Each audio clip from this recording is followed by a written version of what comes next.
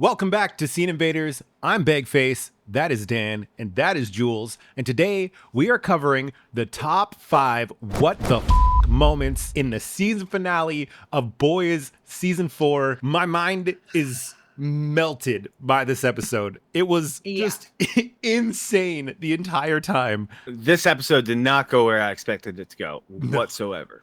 I was caught way off guard. I was caught so off guard, it's not even funny. A lot of twists and turns in this one. It was madness. Number 5, what the moment for this episode? Let me tell you guys, it was impossible to pick 5 moments from this episode because there was so many. But the first one that blew my mind was Ashley shooting herself up with Compound V. So she overhears the 7, which are now just the 4. You have Firecracker, Homelander, The Deep, and Black Noir, New Black Noir. They're all sitting in the room. They're making a list of all the people in Vought that they are going to kill because they have dirt on Homelander or some of the 7. And then Deep goes, well, shouldn't Ashley be at the top of this list if we're compiling a list of people who have dirt on us? And Homelander's like, yeah, sure. And you see Ashley outside the door listening in, and she's like, oh shit. And she goes and takes off running down the hall, runs straight to Homelander's room, opens up the drawer, takes out a vial of V and shoots it up. And then as she falls over, her wig pops off, which I completely forgot that she had a wig. So did I. Out her hair. So good. But then you just see her brain start to move and expand, and then it cuts away. And we never see her again in the episode. I have no idea where that could be going. None. Not at all. It's like she's like transforming in some type of like Hulk beast or something like that. That's what I got out of it. Maybe. It looked like it was like transforming, like she was growing more skin or something like that. It just felt like it was only her head though. Yeah, it was.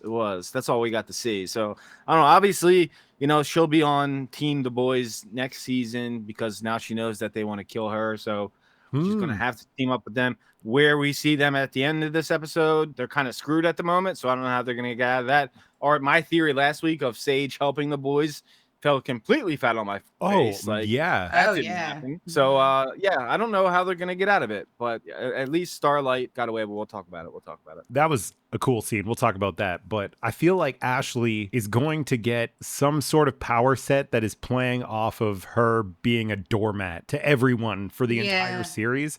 I don't know if it's gonna play the opposite, where she's insanely powerful or something. I was kind of getting the vibe that maybe she'll be like super smart, because her brain is growing essentially. This show always surprises me, so I don't even want to make any predictions on what will happen with Ashley. They'll tease it in the trailer. Once we get a trailer for next season, they'll tease it, and it's the final season, so it's gonna be fun. The final season, almost there. Our number 4. What the moment in this episode. I can't even believe this is number 4, but Ryan killing Grace in the most brutal fashion. Butcher is in a hospital bed. You don't really know where he is for the whole episode, but they get Ryan to come see him.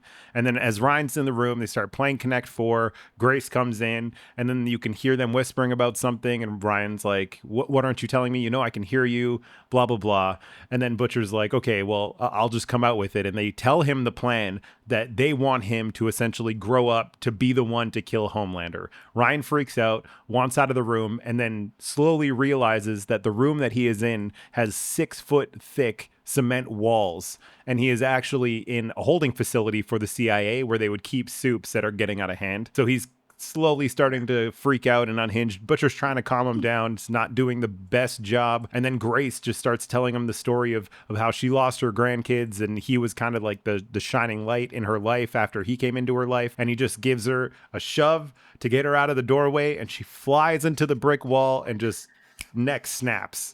Rough.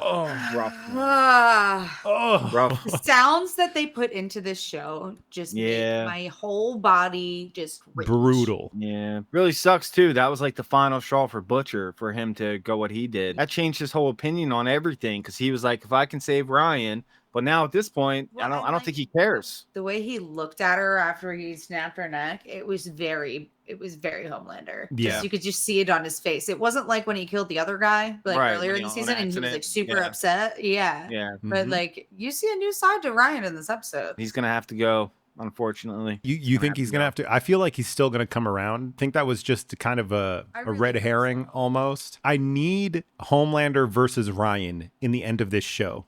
I need it. It would be sick. There was a moment in this episode where Homelander starts wrecking the room because he finds a picture of Butcher and Becca in Ryan's backpack, and he wrecks the room, and Ryan comes in, and I was like, oh my God, it's gonna happen. They're about to throw down, and then he just walks out. I was like, shit.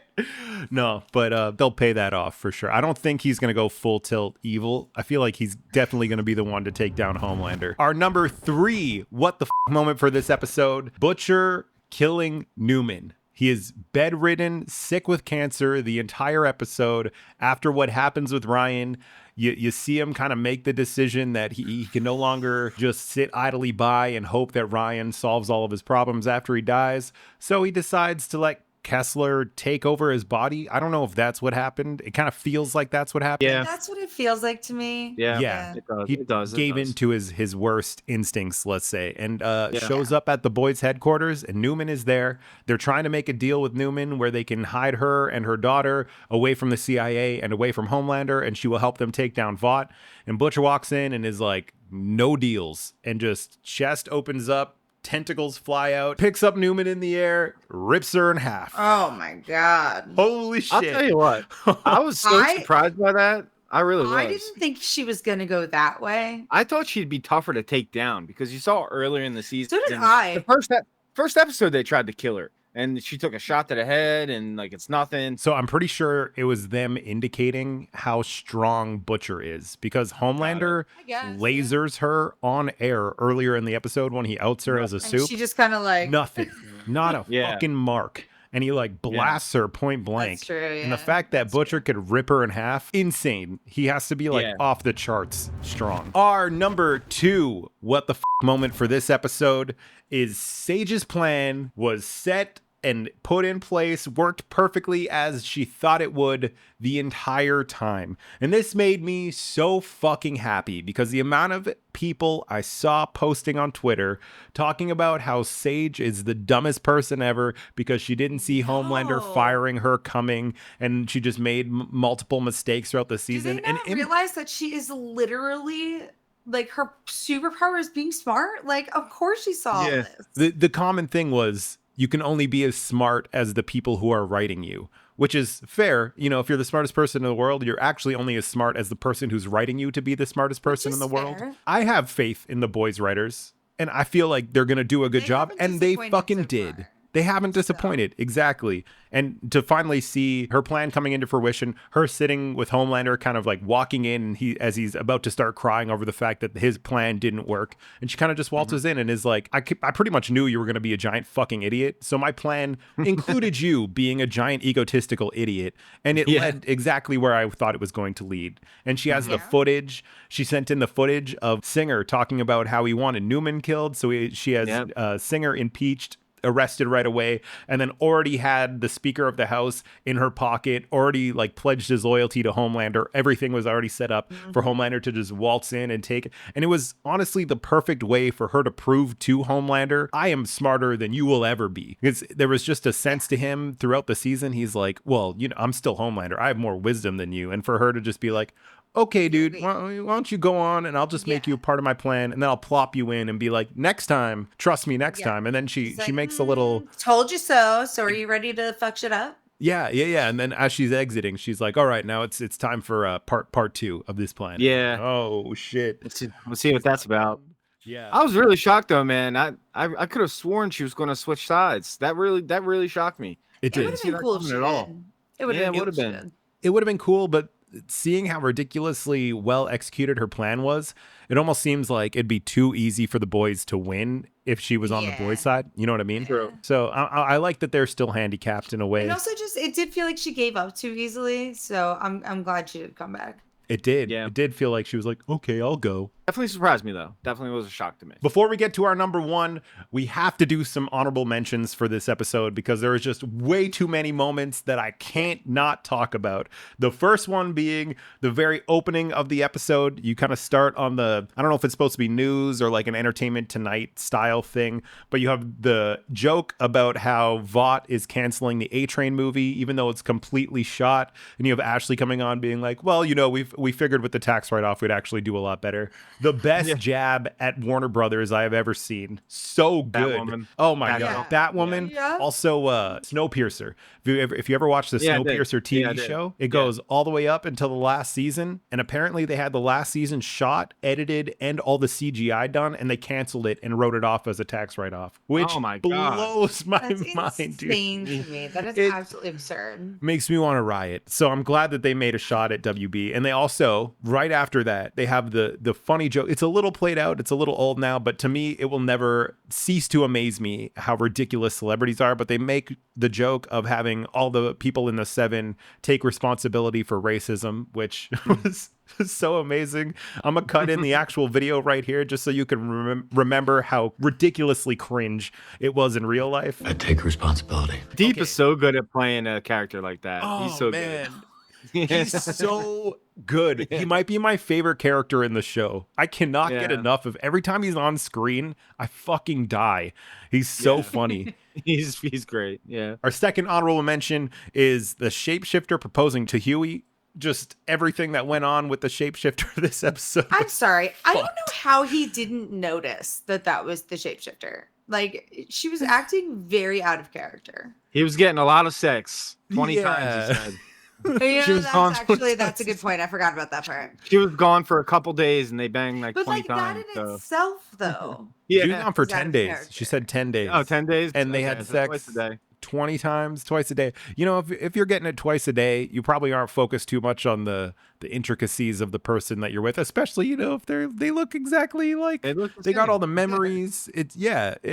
I was honestly pretty shocked that she was mad at Huey for that for any amount of time. I thought that was kind of unfair. It was a little unfair. It's fair she wants them to get tested. That's fair. yeah. That's totally fair. Totally fair. I was wondering though, if you're switching genitals, do you think the diseases follow you? Like if you're shape-shifting into different skin, are diseases gonna follow you? If you got cancer in one form, does it carry to the next? Science guys, comment down below. Let us know. Please. Science guys. Yeah. Last honorable mention before we get to number one, Homelander outing Victoria on air. What a fucking cool moment. He just tells her to come out with the truth, and she's like, well, the truth is, and he's like, no. Cut the shit, and just lasers her. She didn't get lasered in the face. I think it was the chest. I'll cut it in just to make sure, just to see where it happened. I thought it was the face. Yeah, I thought it was the face too. But it just live on air. Regardless, that was a cool way to do it. The coolest. Oh, and then his speech in the back afterwards when he's like, "You're my fucking puppet." Like, I will put my hand up your tightly wound ass and you will be the puppet that you've always been. I was like, holy shit. This guy's Anthony fucking Starr, losing man. it. He has so much fun with this character. It's great. He's so good. Much fun. Oh, when he was getting mad at Ryan in the episode. Oh, man. So good. So menacing. Okay, I got one more. One more honorable mention because I can't leave this out. Kimiko and Annie versus the shapeshifter. Just a fucking cool fight. That whole sequence was cool as fuck. Bravo. Yes. Love that. From the president being pushed out of the door, having like all the kills in the room were fucking wild. Putting that girl up on the coat hook, and then the guy that gets slammed to the table, and you just watch him like fold it. Oh my god. Yeah, to see how strong that shapeshifter was. Yeah. That shapeshifter was, first of all, impenetrable to bullets. You couldn't shoot them, and they were fucking everybody up. And then Annie comes along and just kills them. So like credit to her for handling herself like that. Like, with no powers too. With no powers, yeah. Just her strength. So that was awesome. Good for her. Because Kimiko got her neck snapped. Kimiko took some blows this season. She took some blows. She did. Kimiko. Left and right. Getting to Kimiko. We are at our number one what the moment for this episode. I'm just gonna make it the entire last 10 minutes of this episode because holy fucking shit. It was complete madness. So we have the boys are splitting up because they see that Homelander his plan has worked. He's essentially the president. The president is giving a speech about how he's going to take command because of the certain articles of the Constitution. And Homelander's kind of like, okay, Mr. President, and just moves him out of the way and starts talking. We see the boys, they all got different passports. I'm assuming they're fake passports. They're all splitting off and going their separate ways because they're about to be hunted down by every soup, the CIA, the government. They are pretty much the top of everyone's hit list right now. So they are trying to split town. We have Frenchie and Kimiko are taken by the two kids from Gen V, which was cool callback. Man, Kat. Dude, her power's fucking OP. Just whispers in Frenchie's ear and he just walks right into the van. And in this moment, you hear Kimiko talk for the first time in the whole fucking series. God. That made it so much cooler because they rekindled the romance in this episode, which I loved. I was very happy about that scene. I clapped when they kissed. I clapped. I was so happy for them. I'm like, yes. And then she shows the little French and then the little heart emoji to him. She's so happy. So but cute. That being said, like them being met together and then him getting taken from her, and then she finally talks, it made it so much bigger for me. Oh my God. Yeah. Perfect emotional moment. Perfect moment for her to talk. I've been, I guess, waiting since like the beginning of this series for her to finally break and talk, and what a fucking moment for them to do it in. So well done. And then Annie and Huey are driving down the road. A boat just falls out of the sky. What? They crash into it. They hop out. I think this was another character from Gen V, if I'm not wrong. Yeah, it was, right? Before. Yeah. Okay, so another character from Gen V kind of drops down, and then Annie looks at Huey. Huey's like, do it. And she just takes off in the coolest fashion, by the way. The coolest takeoff I've seen in this show yet. So at least she's out there somewhere. We got one. And she's got her powers back. Thank God. Thank God. Yes. And then we have MM in a bathroom in the airport. I'm assuming going to meet his family. And you just see that love sausage fucking dick just come up and tap him on the shoulder. And then he's taken. Sausage, Dan?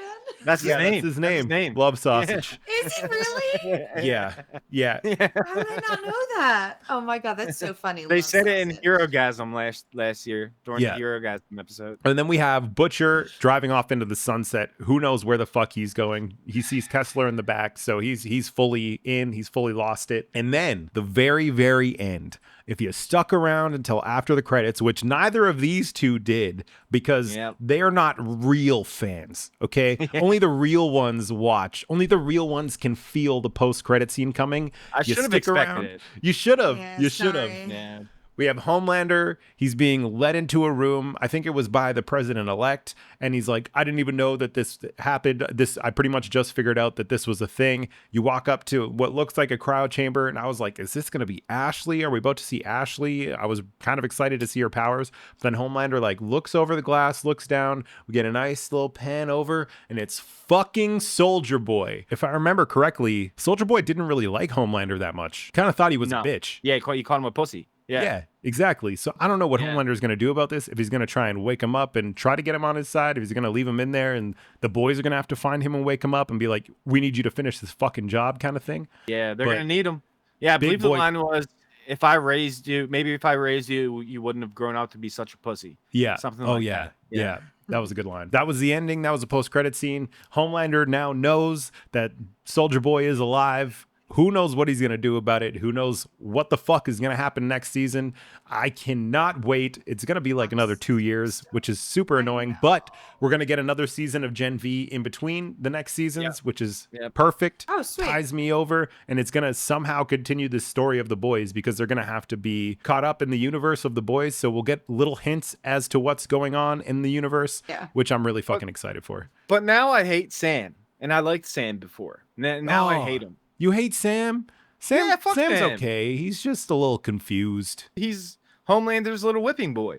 Yeah. Fuck that. Honestly, I'm kind of sad. I loved him in Gen V. Now he sucks. Fuck Sam. I'm sad that they killed off Arnold Schwarzenegger's son in that show because he was pretty fucking good, man. All right, guys, that is all we got. That was all of our top moments. There was a lot this episode, so thank you for sticking around and watching. If you want to come hang out later this week, we're covering House of the Dragon episode 6.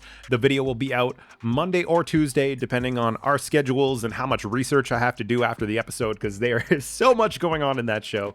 And then Tuesday night at 7:30, we are doing a live stream for the season finale of Presumed Innocent. I literally cannot wait. I've been thinking about that show all week. It is so good. Wait. So make sure you stop by, throw all your theories in the chat. We're going to talk about as many as we possibly can before the show drops at 9 p.m. on Tuesday. So 7:30 p.m., come hang out with us. We'll be there. And don't forget, there's a membership button below. You can give us $1 a month. You get access to the Discord. You can talk to any of us. You can play Wordle with us. Everyone will wave at you when you join the Discord. It's tons of fun. And we're going to be adding member-only content onto that side of the channel very soon. You'll get to see us unedited and raw and just making all the mistakes in the world. So if that interests you, if you can't get enough of Jules, you can't get enough of Dan, I know you got enough of me already, but if you want more of those two. If you can get too much of me and you want to see more anyway. Exactly. Feet content? No. Maybe. No. All right. We will see you guys in the next one. Peace. Later. Bye, guys.